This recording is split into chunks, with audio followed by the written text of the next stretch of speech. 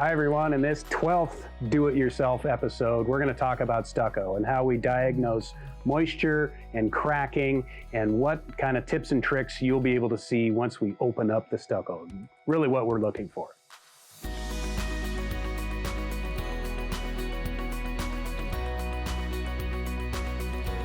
So this is a good example of a moisture test. So they drill through the stucco, then take stucco probes, to insulated probes. They can go through the stucco, bang it into the wood sheathing a little bit. That's a good sign. That means the wood sheathing's solid. And then they can take a moisture meter reading of that. And then you can cover the holes with sealant and touch it back up again. What we're looking at is we're moisture probing the cracks in the stucco. And you can see the spider cracks. We've gone through the front face of it, and it's not wet. We're doing the bottom edges of it, and we're finding high moisture. And so that makes sense from the visual clues. You can see the dark shading across the bottom, specifically over here. You can see the dark bottom edge. So water runs downhill, comes through the cracks, runs down, tries to drain out. There's no drainage provision on the bottom of these stucco panels back from 1994. They're missing a drip cap. And so the water just hangs out. So that bottom sill plate, if you will, or that bottom ledger is currently wet. There's chunks of shavings of wood falling out. So you can definitely correlate that with the dark staining and obviously the cracks in the stucco. In the past, they have coated, so you can see that before and after. They've coated. The coating lasts for a while, but you can start seeing some of the cracks and the efflorescence coming out from those cracks. So this whole piece really has a focus right here and right here. So the corner is where your two pieces of flashing come together. There's probably a seam there. And so why right here? Doesn't look like there's a seam above it. There's a seam not too far away. It's at the bottom of a controlled joint. Water will naturally run to the bottom of that, but it's interesting. So what we're seeing, blistered tape lines on both beam sides, and then base of wall with repair. And then when asked about the repair, it's the drywall itself is bubbling and blistering, so they scrape that off and skim coated. But that's probably an indication of water in this wall.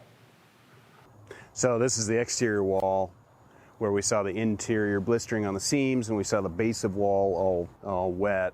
You can see a lot of stucco cracking.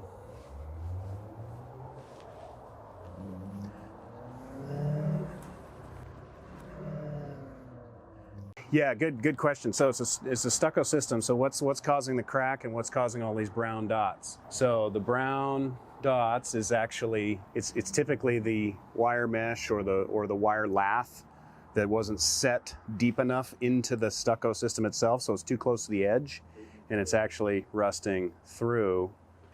Again, there's no base of wall drainage. Could be some settlement, but given the amount of water staining on this wall, it's likely related to some water.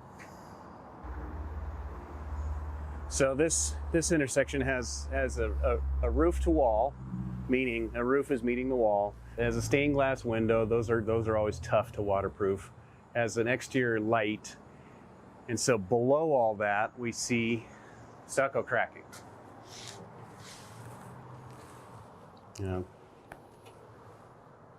Where you don't see it on adjacent panels or panels not below those water intrusion areas.